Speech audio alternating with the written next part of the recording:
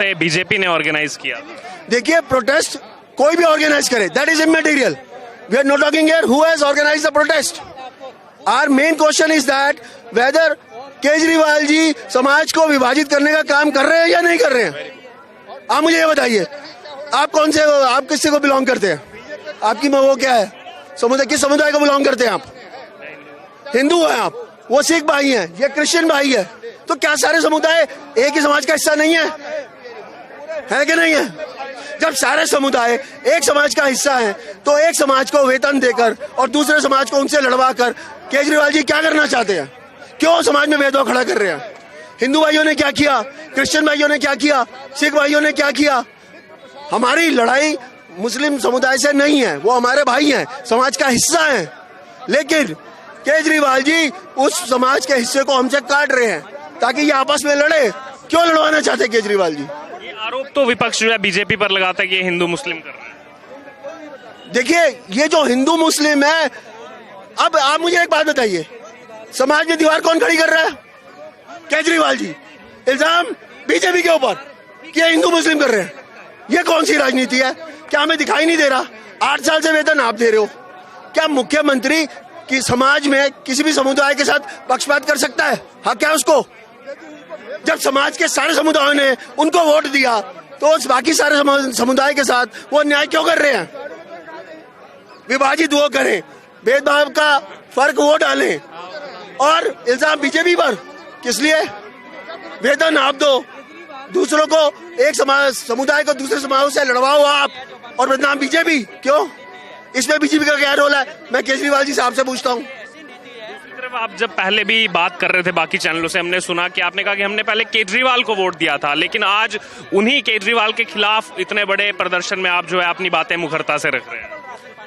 बिल्कुल सही, मैं आज भी वही कह रहा हूँ. हमने केजरीवाल जी को वोट दिया था. केजरीवाल जी ने हमें क्या बोला था कि वो सबका विकास सबका साथ करेंगे, लेकिन वो कर रहे हैं? कर रहे हैं क्या कभी? हर बात में वो झूठ बोलते हैं. जो इंसान, मैं ये एक बात कहना चाहता हूँ लाइव, जो इंसान अपने बच्चों की झूठी कसम खा ले, उस इंसान की ईमानदारी के बारे में आप क्या कहेंगे? बताइए. अपने बच्चों की झूठी कसम, उन्होंने किस बात पे झूठ नहीं बोला? उन्होंने अन्ना हजारे जैसे देवता पुरुष इंसान को कितना झूठ बोला उन्होंने. उनकी पीठ पे खंजर घोंपा.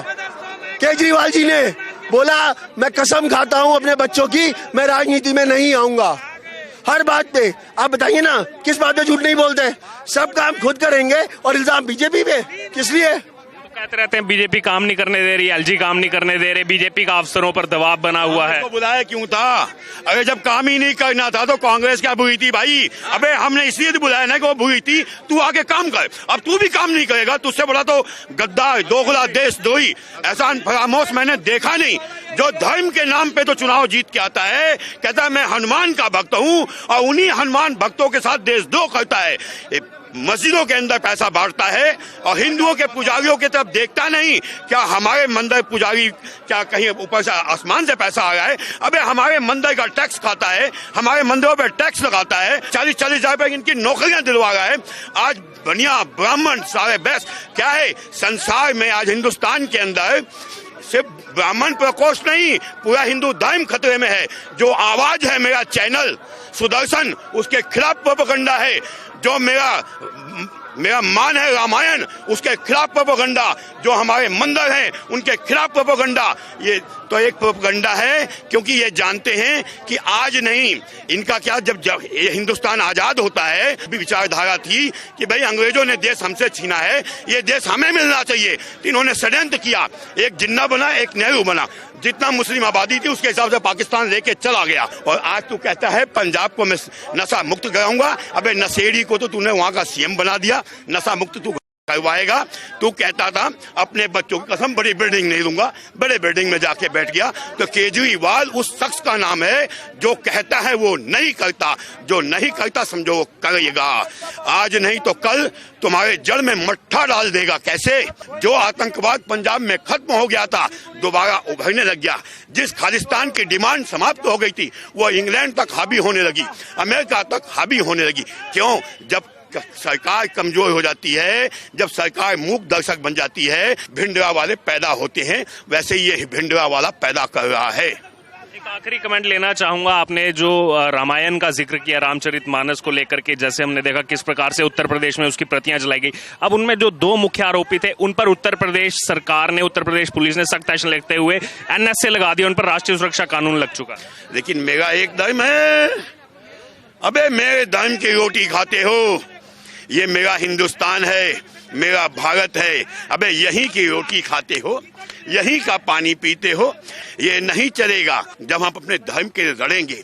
धन्य है ये बच्चे जिनके पूर्वजों ने इनको ऐसा संस्कार पैदा किया कि वो आज अपने धर्म के लिए यहाँ खड़े हैं। मैं तो इनके माँ बापों का अभिनंदन करता हूँ कि तुमने ऐसे बच्चे पैदा किए जो आज अपने धर्म के लिए संगठित होकर के आवाज उठा रहे हैं, और ये आवाज बुलंद होगी, शंखनाद होगा, और ये हक हम लेके रहेंगे। साम दाम दंड भेद एन प्रकेन करेन। भगवान कृष्ण ने कहा था, यदा यदा ही धर्मस्ते ग्राधि मौति भारते अभ्युत्थानम अधर्मस्ते तदात्मनाम सुजाम्य हम। तो हमारा धर्म खतरे में है और हिंदू समाज जागृत हो चुका है। हमें कहा जाता है कि धर्म कभी खतरे में नहीं होता, हमें पढ़ा दिया गया देश पहले धर्म बाद में, जबकि मैं कहता हूं धर्म जो होता है देश का बाप होता है, देश को पैदा करता है। तो जहां जहां मेरा धर्म खत्म होगा हम खत्म हो जाएंगे, मेरी धरती खत्म हो जाएगी, मेरा देश खत्म हो जाएगा। देश को बचाना है तो हर हिंदुओं को चाहिए कि राष्ट्र परमो नहीं, धर्म परमो। धर्म सबसे पहले, कहते हैं ना, अहिंसा परमो धर्म, अहिंसा परमो धर्म, धर्म अहिंसा सदैव चाहे पूरा पढ़ेंगे और पूरे का मान देंगे। जिस दिन हम पूरे का मान देना सीख जाएंगे, दुनिया बोलेगी जय श्री राम। एक लास्ट कमेंट। मैं बस केजरीवाल साहब की एक बात और करना चाहता हूँ। उन्होंने तो प्रभु श्री राम को भी नहीं छोड़ा। जब मंदिर बनाने की बारी आई थी तो स्टेज से बोलते थे कि मंदिर बनाकर हम क्या करेंगे, और आज वो खुद ही उस राम मंदिर के लिए, प्रभु श्री राम के मंदिर के लिए खुद ही बसें भर के बेचते हैं। इससे बड़ा दोगला इंसान कोई होगा? पूरे समाज को गुमराह करके रखा हुआ है। आज एक बात बोलेंगे, कल उसी को उल्टा करेंगे। तो मैं यही पूछना चाहता हूं केजरीवाल जी, हमने आपको वोट दिया था क्या इसीलिए? हर बात पे झूठ, हर बात पे झूठ, झूठ पे झूठ, झूठ पे। एक बात तो सच बताइए आप मुझे उनकी, एक बात कोई बता सकता है सच उन्होंने बोला आज तक?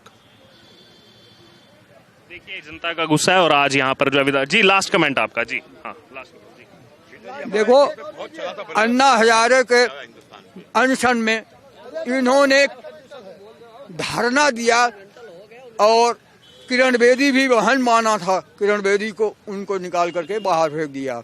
और न वीआईपी बंगला लूंगा, न वीआईपी गाड़ी लूंगा, न कुछ करूंगा। ये 100% बिजली हाफ और पानी माफ। आज 900 रुपए का बोतल का पानी पी रहे हैं लोग। पानी कहाँ चला गया?